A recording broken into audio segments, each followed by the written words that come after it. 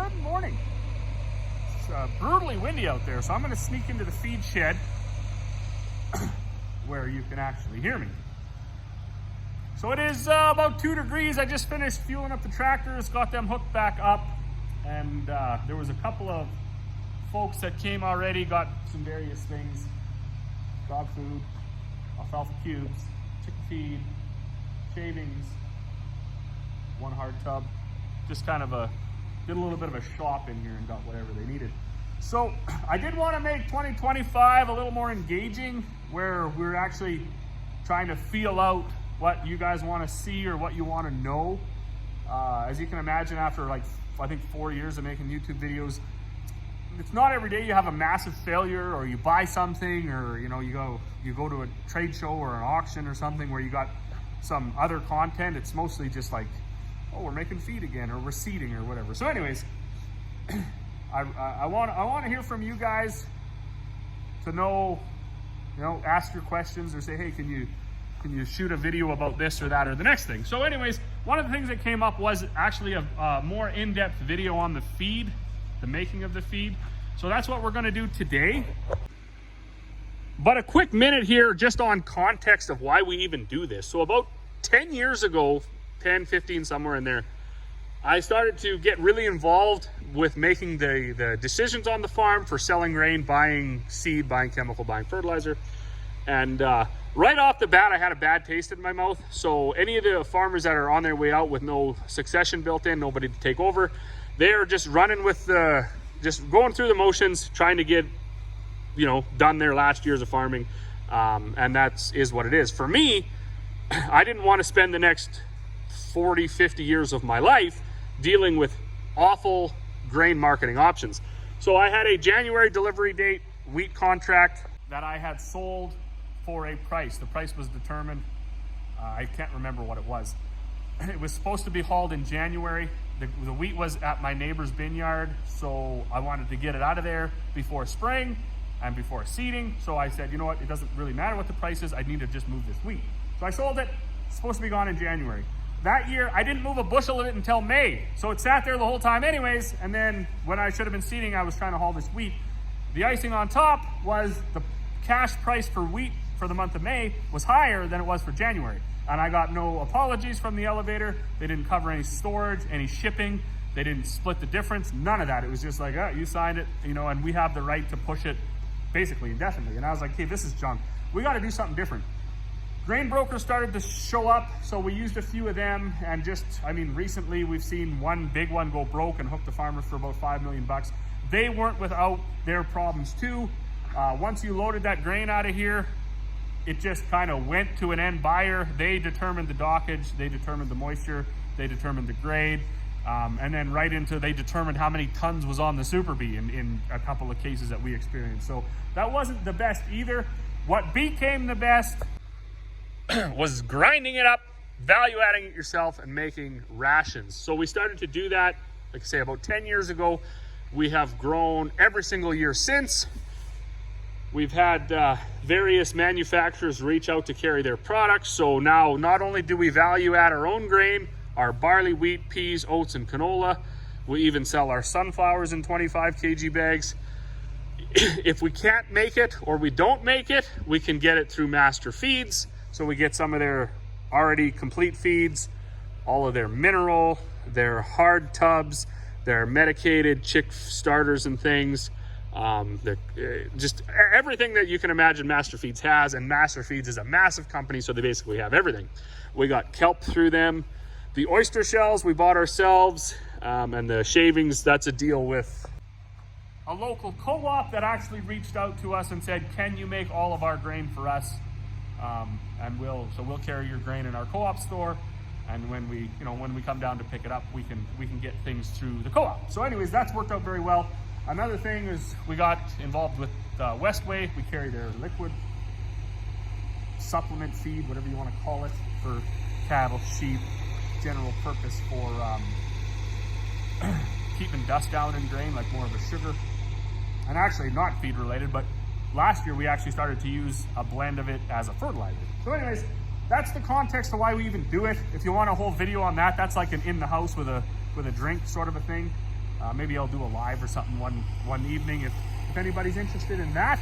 But we're gonna get rolling here. Of course, once I get going, you're not gonna be able to hear anything anyway, so I'm gonna try to explain everything first, and then we'll just do some shots of the day.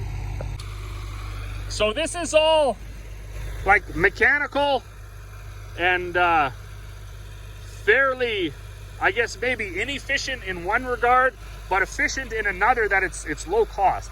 The tractor we needed anyways. I did buy this one 6 years ago because we had the loader for it. So you need a tractor to run the mill, and you need a tractor to run the roller. More efficient would be to build an actual mill with standalone units with electric motors, but we don't have the power for it, so we'd either have to put in the power or buy a generator. So for now, this is what we're doing. This 4440 runs the mill. It's all mechanical, so you got lots of gears, lots of chains, lots of shear pins, lots of, well, there's a clutch to engage the unloader. But PTO drives the hammers. They're inside here. They just spin around really fast, and they hammer the grain through whatever size screen you have in here. I have about 8 different size screens, the most popular being these ones that are here. The other ones I think are in the shed and in the shop. The hammers, you got to turn every once in a while. You wouldn't believe how abrasive grain is, but they're all supposed to be square, like that edge. I just turned these, so they got some life. That's the last time I could turn them.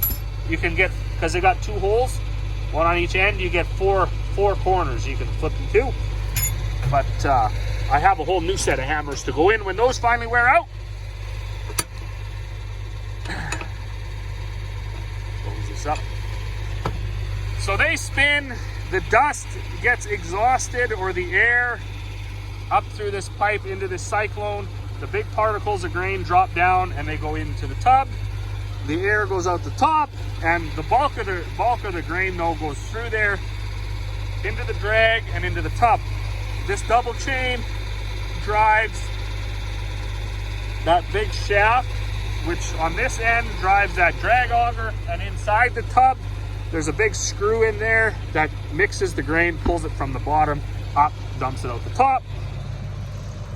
When you come to the back, there's another drag auger where you can add in your mineral, and then there's a series of chains and stuff in here that drive this discharge auger, and then finally the loader auger that fills the bags or whatever, trucks, whatever you're putting there. So it's pretty straightforward. This standing alone would just be a hammer mill. You can make any ration with it, but ideally you're making pig feeds and some chicken feeds through those hammers. When it gets into stuff like buffalo or cattle or, you know, even sheep and stuff, you actually don't want the grain ground up very fine. In some cases you want to leave it whole, in the case of, like, you know, certain times for sheep. So for those, we use this roller. A roller is just very simply 2 rollers with grooves that are spaced from one another however far you want, so the grain can go through and get squished or cracked and then augered into there.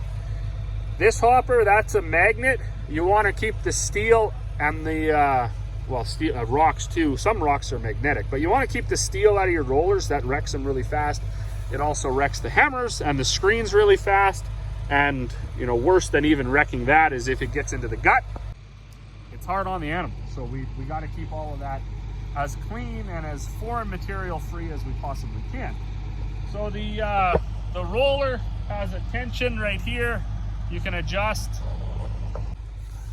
and then it's got a couple of bolts here to actually adjust the spacing in the roller too. We do adjust it quite a bit. Things like chicken feed, you want certain grains in the chicken feed to be coarser than others. So for our chicken feed, we grind the peas and the canola, and we roll the oats and the barley and the wheat. Same with our cattle feed, we roll the barley, but we grind the peas. So we are going back and forth, and we are making adjustments all day. The molasses is here. I did have a pump for it, but when it gets cold, that molasses doesn't flow so well, so it takes forever in the pump. It's easier just to fill a pail and dump it in the top. And then as far as getting the products, we put these 5 bins down here just for the feed. Our main bin yard is up that road. That's where all the big bins are, the 10, the 12,000 bushels, the 4, and all the other sizes that we have. But these are just 2,000 bushel bins, I believe. We got 2 full of barley, 1 full of oats, 1 full of peas, 1 full of wheat. When we need to refill them, we just fire up that cock shut and set the auger up, go up to the bin yard, get a few loads of grain and bring them down. Going forward, we are looking at plans of changing things around, maybe to get a little more efficient. You can imagine having 3 engines running, the telehandler, the 4440, and that 430 case running 10 hours a day every day. That's a lot of oil changes, and it's a lot going on, right? It would be nice to get things figured out where we could be a little more automated. Okay, so if we're gonna make feed, the first thing we need to do is get the grain. These are all electric motors on these augers. These are just augers that I salvaged or bought from the neighbors for like nothing, $100 an auger. Stuff nobody was using anymore. Even most of the electric motors I just kind of found kicking around in old buildings and stuff. But it all works. You wouldn't want to load several Super Bees in a day, but for getting a ton or here and there, it's just fine. I built that rack to hold the bag open and hang from the scale. So when I drive up to each bin, I can get how much I need. So for these bags, I need, I'm gonna make 2-ton batches in that mixer. So I need 2,050 pounds of oats, which is basically all the bag holds anyways. So I get my oats and then I grind them, and then I come back and I get my peas and my barley, and then I grind them, and then I add my additives, and then I unload the mixer. So all day long, it's just back and forth from these bins, depending on what grain I need and how much I need, and then back to whichever side of the mill. If I need to roll it, I go there. If I need to hammer it, to the other side. All right, we'll see how this goes, if you can hear me or not, but we got oats going in that auger, which is dumping into the hammers with the big screen. So I don't roll the oats this year because the oats were so dry and they were a little bit longer and skinnier than in a wet year where they'll be shorter and fatter. So we still had good quality and we still had good bushel weight. We just had a different shape of oat. So to roll them is quite difficult. They don't, they sort of stay in the hull. So when it goes through the roller, it comes out looking the same. You actually have to peel the hull back to see that the oat is squished inside. So to go around all that, we just bust them up with the hammer mill. While that's going in, I'm filling these pails. I'll carry them up top, dump them in the top. It's 2 pails per batch, 1 pail per ton. And then we'll throw in some of this supplement.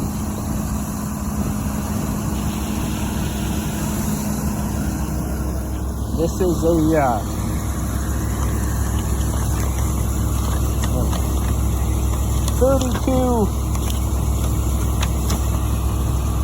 3218 supplement that we had made up. I think that's why it's got our name on it. I'm not even sure, but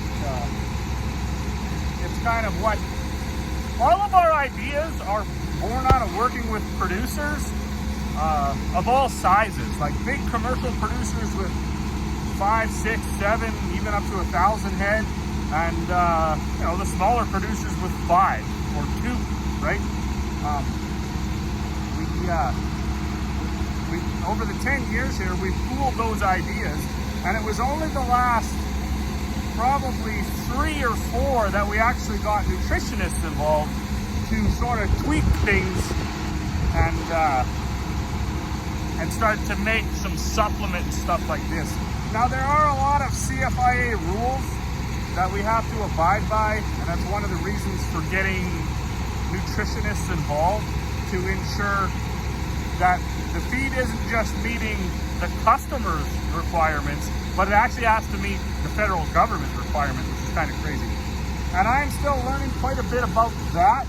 We have a meeting every year with them and an inspection, so we always learn something new every year, and we're informed of new rules and stuff every year.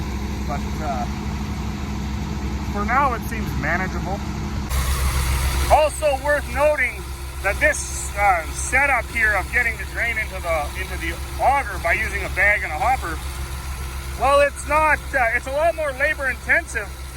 I prefer it this way over, say, having augers feeding it, because if anything over there shuts off, I'm not going to end up with a mess. If that auger stops turning, it'll just stay exactly the way it is. It doesn't spill all over. I've tried to set it up where I had, say, an auger feeding into this, and then this feeding into bags or feeding into something else if I'm doing a lot. And almost every single time I blow a breaker, or a gas engine runs out of fuel, or a belt burns off, or a shear pin goes, I'm just stuck with a mess. So I stick to using the bag and holding the bag over the hopper or this hopper, either one. And that way when I walk away, I can be relatively confident I'm not going to come back to a mess. It's not always the case, but oh, it's going to catch my string. That's no good. Better get at that. Anyways, it's still dumping into there. It is mixing in here. Now in goes the molasses. I'll do the one pail, and then I'll go get all the barley and the peas while that mixes in with these oats. And then once the mill is full, I'll put the other pail in. And then while the barley and the peas are going in, that's when I'll add these bags. And then we simply just drive back, find the right bin, the right auger. This is the peas. And we know we need 820 pounds of peas for this ration. And then we're gonna need like 1,230 pounds of barley, which will all fit in this bag. That mixes in with the 250 pounds of oats already in there to make 2 tons. All right. Well, we got everything in there, and it's working its way around. I normally let it mix for a few minutes once I'm done. That way I can ensure that all the molasses and all the rumensin and all that stuff, or that beef supplement, is mixed in good. We actually do mixer validation tests where we mix up a batch and then we start unloading it, and every 30 seconds we grab a sample and then we send it out.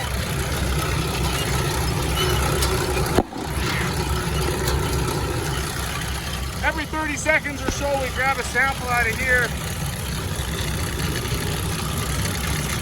and then we send it out, and we check for a few things that we know are going to be in there, say a few macronutrients or something like that, a few vitamins or minerals, and then we know if it's mixing, and if we need to make a change or something like that. So there's lots of stuff behind the scenes. When you do become something like federally inspected or under the eye of a bigger outfit or something, you know, like the federal government, there's a whole bunch more stuff involved than just, you know, starting your day and ending your day. But that's the whole process, really, about making feed. I'm not sure how much more a guy can show. I definitely can't stick my phone in where the hammer mills are without getting a pretty substantial damage report back from it. And this, well, I haven't fired it up today yet. I probably will. We'll see if we can get this old girl running and roll some barley.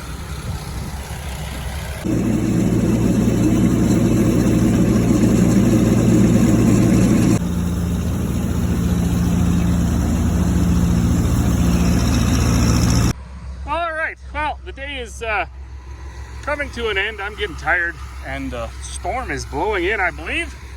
So after all day of grinding, we end up usually with products something like this. And this is actually a pretty unique blend. This one is specifically for finishing Wagyu cattle.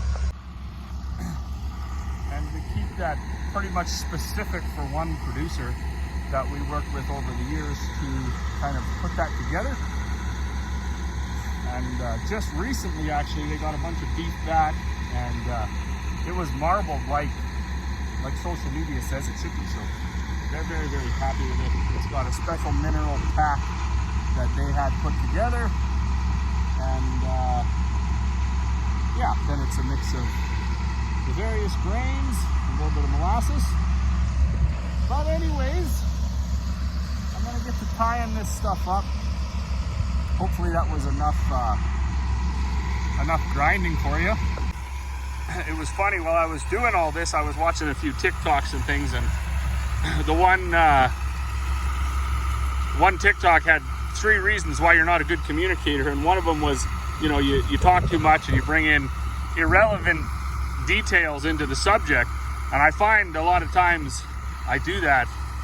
You know, you just end up talking way too much and explaining way too much for what's actually going on. So hopefully I didn't do that. It's something I'm working towards getting away from. But on the other hand, if you say nothing, then there's always those few people that are like, what are you doing? Why don't you explain what you're doing? So you can't win for losing. Anyways, thanks for watching. We will see you all on the next one.